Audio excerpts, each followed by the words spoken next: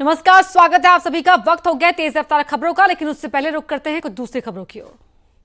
विकास Dubey encounter मामले की आज सुप्रीम कोर्ट में हुई सुनवाई। इस वक्त की बड़ी खबर आपको बता दें, जस्टिस बीएस चौहान की अध्यक्षता वाली कमेटी विकास दुबे एनकाउंटर मामले की जांच करेगी।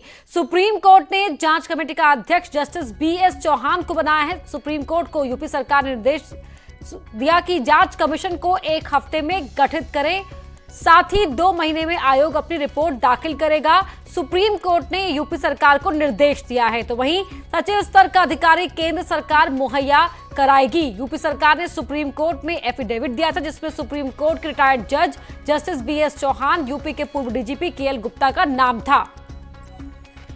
सुशील हमारे सहयोगी लाइव जुड़ रहे हैं, सुप्रीम कोर्ट के बाहर वो मौजूद हैं। सुशील, जरा विस्तार से बताएं कि आज की कार्यवाही में क्या कुछ हुआ, अदालत ने क्या कहा? जी देखिए, इस पूरे मामले में अपर्णा, सबसे पहले सॉलिसिटर जनरल तुषार मेहता ने अपने जो सुझाव है वो सुप्रीम कोर्ट के सामने रखा। सुप्रीम कोर्ट में उन्होंने फिलहाल जस्टिस बीएस चौहान का नाम रखा, केएल गुप्ता जो पूर्व डीजीपी हैं यूपी सरकार की तरफ से, उनका नाम रखा और ये कहा कि ये दोनों अधिकारी फिलहाल इस पूरे मामले में जांच करेंगे। हालांकि सुप्रीम कोर्ट ने तुषार मेहता के सबमिशन को माना भी और ये कहा कि ये दोनों अधिकारी फिलहाल जांच करेंगे और इसी पर हामी भरते हुए सुप्रीम कोर्ट ने फिलहाल अहम आदेश जारी किया है।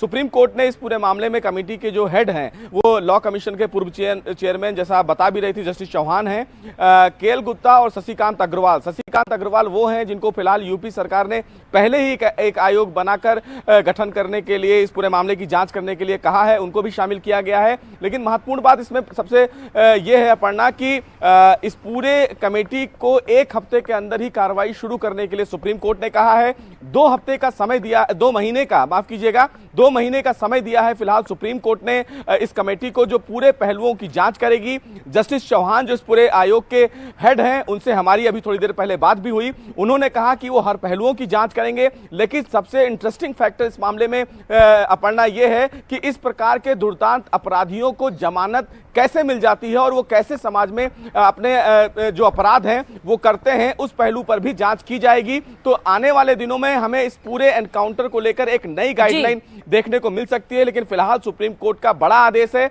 जो इस पूरे मामले में एक एनकाउंटर की जांच करेगी। उसके बाद ये पता चल पाएगा इस निष्पक्ष जांच में कि जो लगातार उत्तर प्रदेश सरकार के पुलिस पर उनकी भूमिकाओं पर सवाल उठ रहा है कि एनकाउंटर फेक है, क्या सच्चाई है। जी सुशील, बहुत बहुत शुक्रिया आपका इस पूरी बातचीत के लिए। तो जांच कमीशन को 1 हफ्ते में गठित किया जाए, ये चीफ जस्टिस ने कहा है, और साथ ही अब विकास एनकाउंटर के सुप्रीम सुनवाई में हर पहलू का आयोग गंभीरता से जांच करेगा।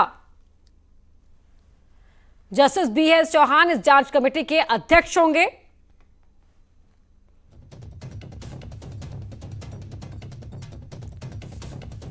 तो सुप्रीम कोर्ट का यूपी सरकार को निर्देश आपको बता रहे हैं। सुप्रीम सुनवाई के बारे में हम, जांच कमीशन को 1 हफ्ते में गठित किया जाए। बीएस चौहान इस कमेटी को, इस आयोग को अध्यक्षता उसकी करेंगे। 2 महीने में आयोग को अपनी रिपोर्ट दाखिल करने के निर्देश सुप्रीम कोर्ट की ओर से दिए गए हैं। तो सुप्रीम कोर्ट में कल यूपी सरकार की ओर से हलफनामे में ये 2 नाम दिए गए थे। जस्टिस बीएस चौहान इस जांच कमेटी की अध्यक्षता करेंगे। उन्नाव के सदर कोतवाली के दही चौक इलाके में 2 महिलाओं का शव मिलने से हड़कंप मच गया। दोनों के ही शव सड़ी गली हालत में मिले। एक साथ 2 शव मिलने से लोगों में हड़कंप मच गया। सूचना मिलते ही पुलिस और डॉग स्क्वाड मौके पर पहुंचा और दोनों ही शव को पोस्टमार्टम के लिए भेजा गया। फिलहाल अब तक शिनाख्त नहीं हो पाई है। 2 महिलाओं के शव मिलने से यहां पर सनसनी मच गई। दोनों ही शव बेहद खराब हालत में थे, गली सड़ी हालत में थे। शिनाख्त अब तक नहीं हो पाई है। पुलिस का कहना है कि सबसे पहली कोशिश है कि इनकी जांच, इनकी शिनाख्त हो पाए कि ये कौन थी, कहां की रहने वाली थी। और ये जो शव है उनकी हालत बेहद खराब हालत में ये मिले हैं। सड़ी गली हालत में ये 2 शव मिलने से यहां सनसनी मच गई। तो शत विक्षत हालत में ये शव मिले हैं। ये शव सड़ चुके थे, गल चुके थे। महिलाओं के ये शव हैं। ये 2 शव यहां पर मिले हैं और पुलिस अब पूरे मामले को इन्वेस्टिगेट कर रही है। वहीं मेरठ में डबल मर्डर की वारदात से सनसनी मच गई। आरोप के मुताबिक प्रेमी ने लिव इन में रह रही महिला और उसकी बेटी को मौत के घाट उतार दिया और लाश को अपने घर में दबा दिया। पुलिस ने फर्श तोड़कर शव बरामद किए। पुलिस आरोपी प्रेमी की तलाश कर रही है। थाना परतापुर क्षेत्र की यह वारदात है। तो आरोपी प्रेमी की तलाश कर रही है पुलिस। डबल मर्डर की वारदात से सनसनी मच गई। एक शख्स पर आरोप है कि उसने लिव इन में रह रही महिला और उसकी बेटी की हत्या कर दी। दोनों को मौत के घाट उतार दिया। पुलिस ने फर्श तोड़कर यह शव बाहर निकाला। तो अभी पुलिस आरोपी प्रेमी की तलाश कर रही है, जो फरार बताया जा रहा है।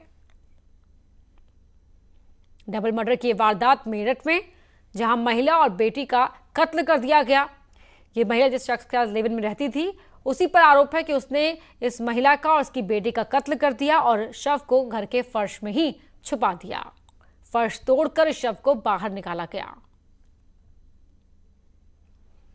निखिल हमारे सहयोगी फोन लाइन पर जुड़ गए हैं। निखिल, किस तरह इस वारदात का खुलासा हुआ? देखिए, जिस तरीके से ये पूरा मामला है, बड़ा सनसनीखेज खुलासा हुआ है। आज सुबह जब पुलिस को पता चला, पुलिस ने गड्ढा खोदकर फर्श के नीचे से दोनों की लाश निकाली है।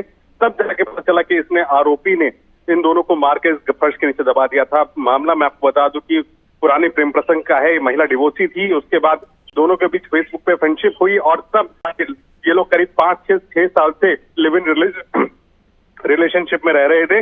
लेकिन दोनों के बीच गृह क्लेश हुआ और उसके बाद आरोपी शमशाद ने इनको मौत के घाट उतार दिया। और इस पूरे मामले का खुलासा उस समय हुआ जब इसकी ही लड़की की एक फ्रेंड ने शिकायत की पुलिस से।